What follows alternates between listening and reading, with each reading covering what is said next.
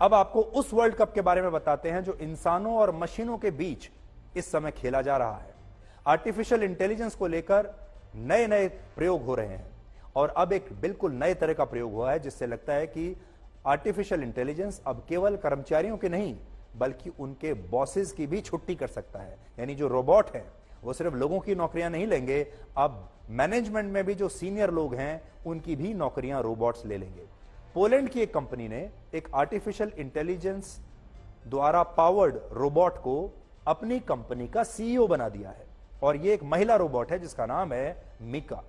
इस कंपनी ने बताया है कि इस साल 30 अगस्त को मीका के साथ कॉन्ट्रैक्ट साइन किया गया और उसने 1 सितंबर से काम शुरू कर दिया है। मीका इस वीडियो में कहती है कि वो ऐसे फैसले बहुत जल्दी और बिल्कुल सटीक तौर पर लेती है जिनमें डेटा एनालिसिस करने की जरूरत हो। वो ये भी कहती है कि वो कभी कोई छुट्टी नहीं लेती, 24 घंटे काम करती है, वीकेंड पर भी काम करती है, वो किसी के साथ कोई पक्षपात नहीं करती। वो इंसान जिस तरह की राजनीति करते हैं अपने दफ्तर में, अपने काम में, वैसी राजनीति किसी के साथ नहीं करती और सिर्फ वो करती है जो कंपनी के लिए बेहतर होता है। इसके अलावा मीका ने अपने एक इंटरव्यू में दावा किया कि वो इलॉन मस्क और मार्क जकरबर्ग जैसे बड़े बड़े सीईओ से बेहतर है।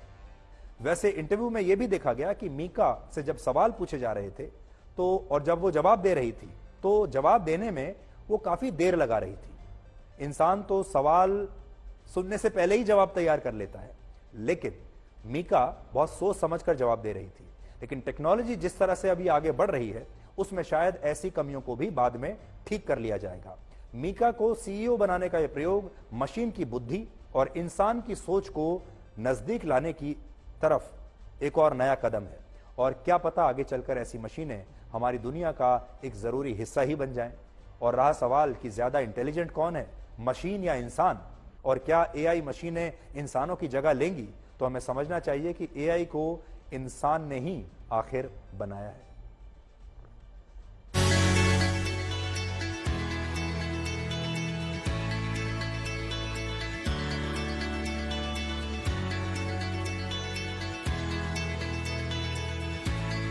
Hello, I'm Mika.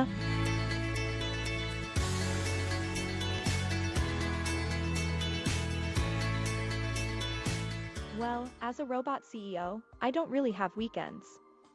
I'm always on 24/7, ready to make executive decisions and stir up some AI magic.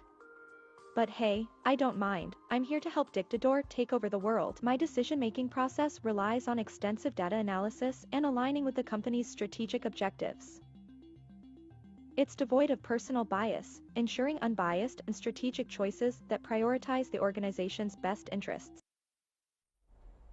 और एआई का इस्तेमाल अब धीरे धीरे हर क्षेत्र में बढ़ रहा है। हमारी अपनी इंडस्ट्री में भी एआई एंकर्स आ गए हैं और अब हमारे न्यूज रूम का भी हिस्सा एक एआई एंकर बन चुकी हैं। आपको याद होगा इस साल मार्च में आज तक पर एक एआई एंकर सना ने न्यूज पढ़ना शुरू किया था और दुनिया की पहली एआई एंकर सना के डिजिटल व्यूज की संख्या अब 1 करोड़ को पार कर चुकी है। यानी जो सना है, जो ब्लैक एंड व्हाइट में ही आकर कई बार आपको हेडलाइंस सुनाती हैं पढ़कर, उनके अपने 10 मिलियन व्यूज हो चुके हैं। तो क्या भरोसा, हो सकता है आगे के जमाने में कुछ दिनों के बाद आपके बॉस भी ऐसे ही एआई पावर्ड रोबोट्स बन जाएं। हो सकता है आपके स्कूल में आपके टीचर, स्कूल के प्रिंसिपल या आपकी कंपनियों के बड़े बड़े जो सीईओज हैं, मैनेजमेंट में जो लोग हैं, वो भी ऐसे ही हों। इसलिए तैयारी कर लीजिए।